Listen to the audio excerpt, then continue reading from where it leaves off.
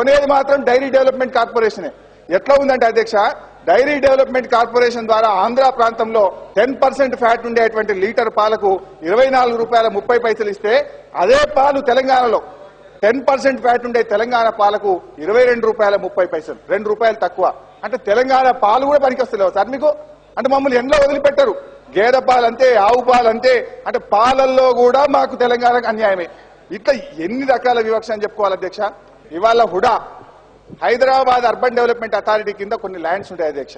దాని act rules book ఏం చెప్తుందంటే, హుడా ద్వారా వచ్చేటువంటి ఆదాయాన్ని హుడా పరిసర ప్రాంతాల్లో దాన్ని అభివృద్ధి చేయాలని చెప్తారు అధ్యక్ష. కానీ వీళ్ళు ఏం చేస్తున్నారంటే, హుడా ద్వారా వచ్చినటువంటి భూముల అమ్మకాన్ని రాష్ట్ర ప్రభుత్వం డబ్బులు తీసుకొని ఆ పైసలు తీసుకుపోయి ఆంధ్ర ప్రాంతంలో ఖర్చు పెడుతున్నారు. కానీ హుడా ఏం చేస్తుంది తెలుసా అధ్యక్ష? హుడా వాళ్ళు వేసుకునే ఔటర్ రింగ్ రోడ్ కో, రేడియల్ రోడ్స్ కో పైసలు లేకపోతే హుడానేమో అప్పులు తెచ్చుకోపోతున్నారు. అంటే మీ లెక్కలతో సహా చెప్తా. హుడా నుంచి 2005-6